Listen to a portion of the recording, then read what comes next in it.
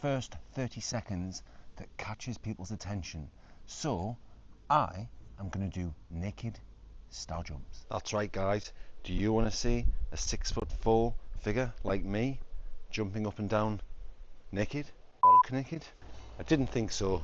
So instead, what we're going to do is going to show you a car.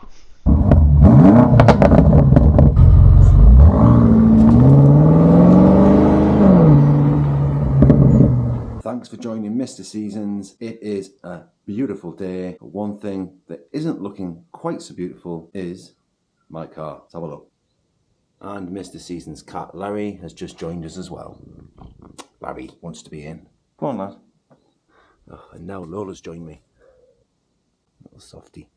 Absolutely filthy. Covered in bird crap. The wheels are looking pretty sorry for themselves. And this happens a lot. You get lacquer that comes off. I don't know any other BMW owners or car owners in general. Have you noticed? And there's nothing you can do about that once the water gets underneath the lacquer. It just ruins them. Lots of stone chips there. But yeah, generally speaking, car is just looking very sorry for itself. Bird poo. Always the same. I don't know whether you notice it, but when you clean your car, first thing that happens, birds basically shit all over it. There. Yeah, it's just a mess. Leaves absolutely everywhere. Nobody can see them.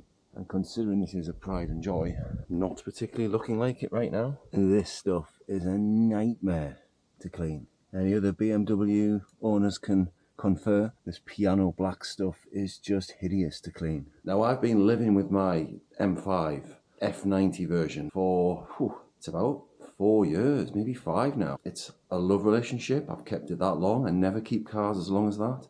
I'm going to show you the condition it's in, but before I take you around the car itself, I actually need to clean it. You know, it's that dirty. It is howling. Then I'll feel more comfortable. We can jump in, take a look, and I can go over some of the things I love, some of the things I hate, and yeah, my story about the car. I'm a little bit guilty of, let's just say, not keeping on top of it. I'm going to get my gloves on, get the sponge out, get the hot water, and let's get cracking. You must be joking. No chance. Off to the valet.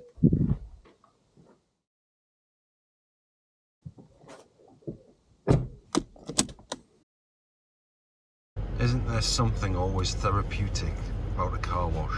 Don't you just love a good car wash? Or as Mr. Seasons would say, a good hand job.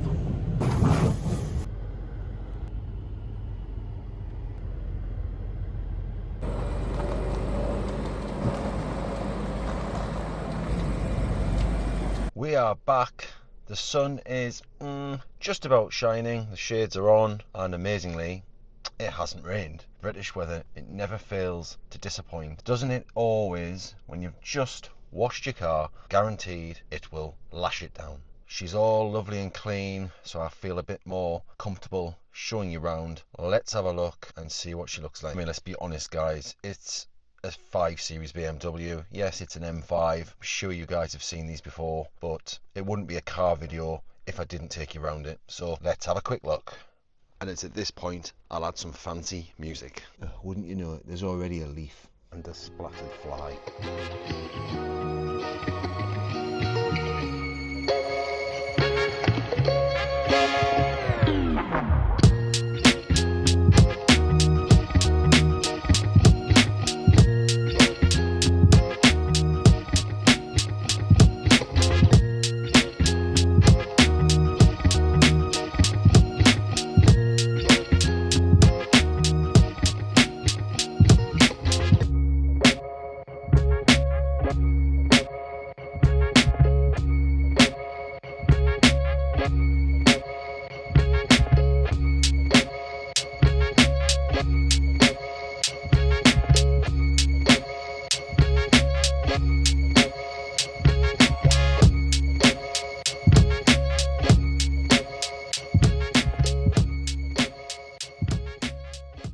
You've got to love the soft closed doors.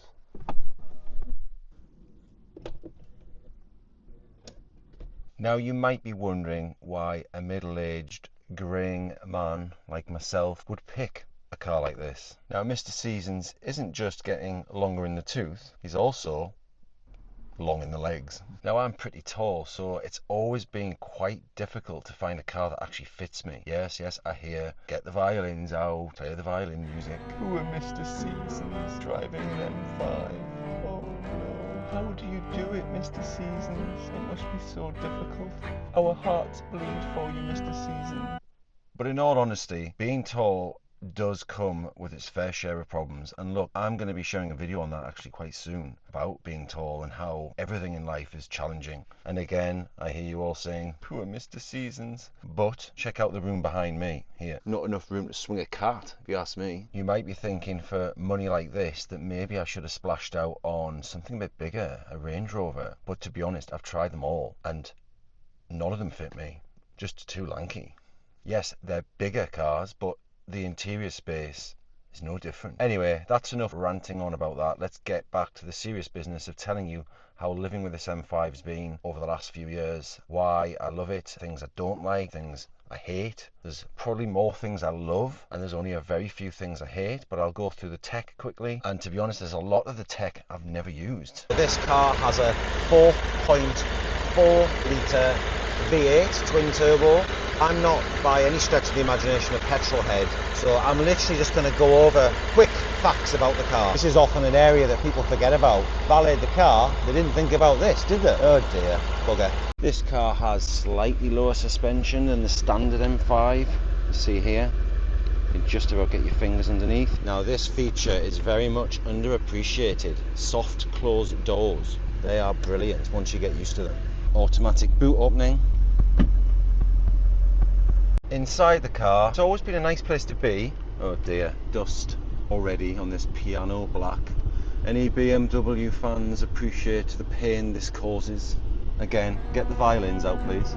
But it is filled with gadgets and it's got so much going on. Once you get used to BMW technology, it really does make you an avid fan. And you know, I've had cars in the past and I've had some equally great cars, but different brands, different makes and models. But I've ended up coming back to BMW because there's just something about BMWs that just works better than a lot of brands out there. For example, the heads-up display. Now, if you've ever had a heads-up display, once you've had a head, I don't want to say anything too rude here, but once you've had head, there's no going back. No, that's not a good thing to say. Let's scrap that one. Cut that one. You know, once you've had a heads-up display, you don't ever want to live without it. That's a better way of saying it. I tried to show you the heads-up display, but it doesn't work in the camera. But for those who don't know, it basically means through the windscreen, just below the line of view, you can see your speed, you can see the speed limit, GPS settings that you might have put on. Basically all the important information is in the windscreen just below eye's view, so it's not interfering with the driving, and it's just so useful. Now this is the competition version of the car, but subsequently it turns out now that BMW only offer the competition on all of their M cars. They stopped doing the non-competition versions, so really this is just an M5 in the UK. It has four-wheel drive, but you can actually change the setup of the car.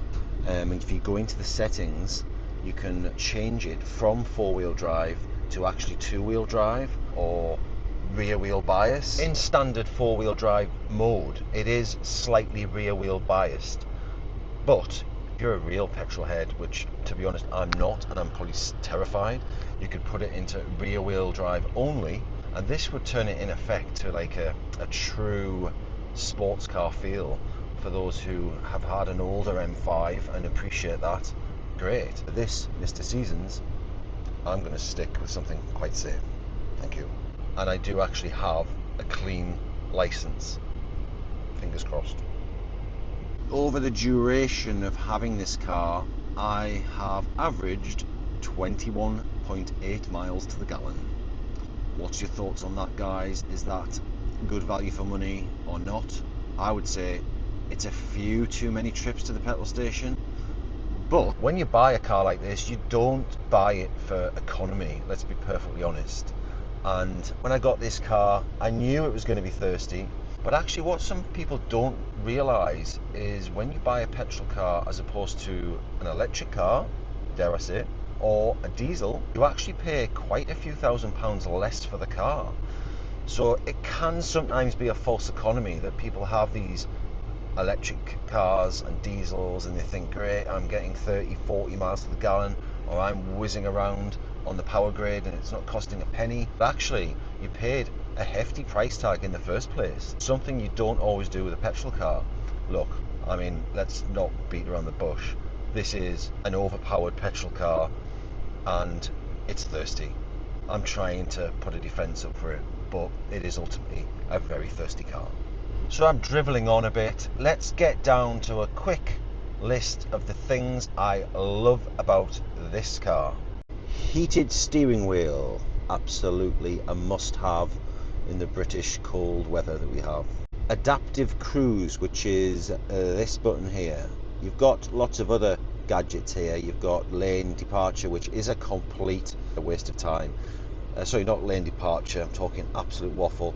This is where the car will steer. Apparently steer itself, but I've had some times where this has come a cropper, and I would say don't bother with this button, it's dangerous. This one is a godsend, where you can just set it to follow the cars and it adjusts the speed. You get that on a lot of modern cars these days, so it's not like this is just purely an M5 thing, but it's so useful. I just love BMW's entertainment system. The way that this all works is just seamless. I find it so easy to navigate my way around. You can find buttons easily, everything's there. It's also got touch screen, which I know some competitors don't allow that, whereas BMW do. And so if you want to put addresses in, you can do it the old-fashioned way by twisting this, or you can just touch the screen and enter your address this way. And I find that this is just amazing. This might sound very boring, but cup holders, they're so underappreciated. And in this car, you have got an abundance of cup holders. They're literally everywhere, in every nook and cranny. I have to say, one of the things I do love about this car is the fact that it's a wolf in sheep's clothing. I mean, it's understated. You see 5 Series knocking around all over, falling over them. But this one obviously has something very special under the bonnet and a dark secret. I also really enjoy the fact that it seems to get attention from the right types of people. The people who kind of appreciate good cars. The people who appreciate the technology that's in the car and what's under the bonnet. And those are the types of people that, since I've owned this car, seem to be the sorts of people that come up to me and will make good comments like the car, or just get lots of really good positive comments from people who do appreciate them for what they really are. And it's not a showy car, it's not like in people's faces, it's not, you know, we're not driving a bright red Lamborghini, bright green Lamborghini, or a bright red Porsche, although I have had those before and it's another story for another day. But yeah, it's just understated, simplistic. I like the fact it's a nice grey. It's actually called Donington grey, so it's got a bit of a shimmer to it. Catches the eye for the people who really do appreciate cars, and they're the types of people that I want to be talking to. I don't want to be flashing my car in front of people's faces. I like to have a casual conversation every now and again, but I know that I can go down to the shops and I'm not going to be looked at as if I'm rocking up in an Aston Martin or something like that. And again, get the violins out. Sadly, Mr. Seasons couldn't fit in an Aston Martin. I couldn't fit in a 911. It's just a nightmare. I love the fact that, yes, it's understated, but when you want some power, by God, you've got power. But going back to what I said, Mr. Seasons has a clean license. Mr. Seasons is a middle-aged man. Mr. Seasons drives sensibly. Mr. Seasons doesn't break the speed limits. No, in all honesty, guys, this car terrifies me. If you put this car into Sport Plus mode and put your foot down, you will be serving time at His Majesty's pleasure. It's so dangerous, and it's overwhelming, the power. It's too fast. The car is actually too fast for the roads. You know, this car belongs really on a track. It shouldn't be driven hard on the great British roads that we have. So yeah, they're the things that I really love about the car. It has oodles of power, but then when you need it, you've got it. If you want to overtake someone, you've got the power, plenty of it. The engine makes a decent sound. I love the vented seats, which is this feature here. Switch that on, you get ventilation in the rear. of your seat just behind your neck and your back, which is fantastic on a hot day like this. And I also love the heated seats as well. I don't know why you'd want both, but you've got the option. I suppose I have to mention quickly these two red shiny buttons and the reason they're there. Now, they're there purely to set the car up in two modes. So you could choose to have it in sport mode with rear wheel drive, and you could set that to button 1, and then equally on button 2 you could set it to 4-wheel drive, sport plus, firm suspension. You can literally tune the car to whichever setting you want, and then you plug it into the computer. I'm not technical enough for that. I don't really use that, in all fairness. I've had a little play around with it, and I think I've set this button up to do all hell breaks loose. So I know sometimes if I'm on a straight country road and Mr. Seasons wants to just have a little bit of a blast up to the legal limit, of course, yeah, then I can press this button and all hell breaks loose, and literally in about 2 seconds I am pressing this button twice to calm the car down. And if any of you guys have a car that has these sorts of features, maybe you can comment below. Do you use them? I mean, there's so many things on this car which I just don't use, and I'll go through them quickly now. The sports exhaust button. I mean, come on, why would you turn that off? Tell me, why? I seldom touch these 3 buttons. You can change the firmness of the steering, suspension, and you can change the engine to be more sporty, sports plus. And there's this 4th button, which is like the traction control doom button. Now if you touch that, literally the car turns into a maniac. It won't have any traction control. You'll probably spin off into a bush, kill yourself, you might kill other people. Just don't touch that button. If you ever own one of these things or have a car with this button, because a lot of cars have this, don't touch it. I seldom play with this on the gear knob, which is to change the gear ratios. That's when it gets very technical. But yeah, you can make the gear ratio shorter, medium, or longer. I generally have it on shorter because that was the default mode when I got the car. Let me know in the comments if I'm doing something wrong. Should I have it in medium or longer? I've got no idea. And just to prove a point, you can hopefully see there that I've got the car set up. It tells you along the top, efficient, comfort, and comfort. No crazy driving here. Now this car has like full round camera. I'll bring that up so you can see it, which is very useful for parking, really good. But what it does also have is it can self-park.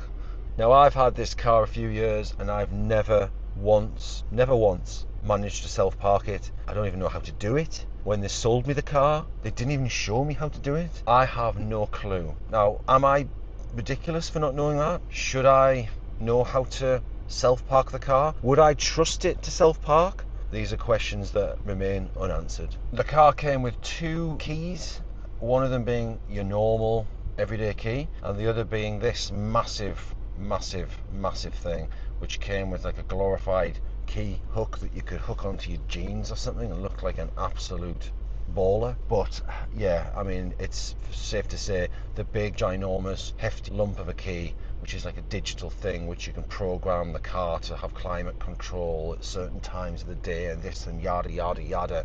Let's just say it's sitting in a cupboard in the house. It's never touched. And have I mentioned I hate this piano black? It drives me crazy. Any other drivers faced with the same dilemma? It's got dust already, just being cleaned. I do like the wireless charging tray. It's a common feature now on cars, but it is very useful, but it's not very good when you've got a bottle there and you're trying to fumble around to get your charger underneath. Now when it comes to driving the car, I have to say obviously I love the acceleration, the power, the handling.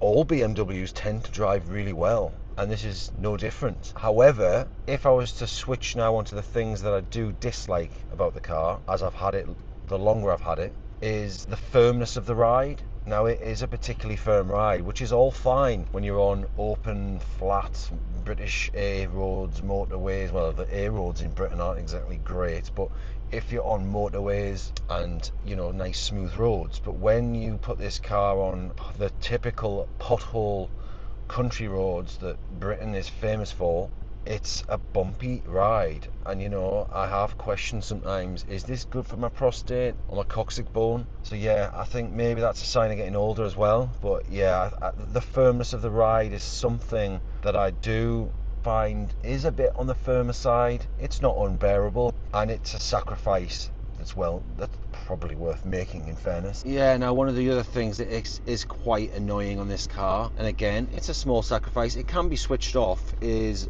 this is great. If you do that scissor action, the car will automatically travel to a destination that you program into it. So for example, I've set this to home. But one thing that can happen is when you're driving along and you've got somebody that likes to wave their hands around a bit like what I'm doing here, suddenly the car decides it wants to navigate home, and that can be quite frustrating. I mean, really, there's not that many things that I do dislike about this car, but there is something, and that is punctures. Now, for whatever reason, these hefty tyres do get punctured a lot. Punctures seems to have been an issue for me. I must have had a half a dozen at least, and these tyres aren't cheap. You know, you're looking at £300 a pop, just under. And yeah, these big hefty tyres seem to attract the nails. Or, I have a theory behind that, green-eyed people out there maybe, who've got hammers and nails to the ready and are knocking the damn things in. No, I don't think so, but I do think these tyres, for whatever reason, seem to grab anything on the road, and if there's any nails, and let's be honest, tradesmen do have a habit of leaving them lying around, yeah, they just go straight into these tyres. So yeah, other than that, what else? Really, I love the car. I've kept this car for probably the longest I've ever kept any car, and it'll be very difficult for me to let this one go. So overall, you know, I've been very happy with it. You know, the interior is maybe a bit dark, and you know, have I mentioned this piano black stuff? Frustrating. But yeah, overall guys, it's quite a dark interior. Maybe a lighter interior would be a nice change, but again, small compromises. I'm probably going to get absolutely slated by all the eco warriors online now. All the people who love their electric cars, and let's be honest, there's a lot of them. Yeah, I'm going to get slated. They're going to be jumping on the bandwagon. Oh, you're driving around burning fossil fuels and killing the environment and all of this. But the way Mr. Seasons looked at it, it was a middle-aged crisis. I had to have a petrol car in my lifetime, and if I was going to do it, I was going to do it properly, and that's how I look at it. I hope you've enjoyed this little video showing you around Mr. Seasons' car and telling you the things that I like about it quickly, the things I don't like. I haven't been too technical because, well, I don't know enough about cars. Maybe you guys can comment, tell me some things I do know or don't know, tell me some things you like about the car or you hate about the car. Do you have BMW? Do you drive a BMW? Would you never be seen dead in a BMW? You know, everybody's got different tastes. I like BMWs, some people like Mercs, some people like Audis, you know, everybody's different. But I thought I would show you around, make a bit of an interesting video, hopefully for anybody who likes cars. So there you go, that's it for today's video. I appreciate you coming on to have a look, and I look forward to seeing you on the next one. Bye for now.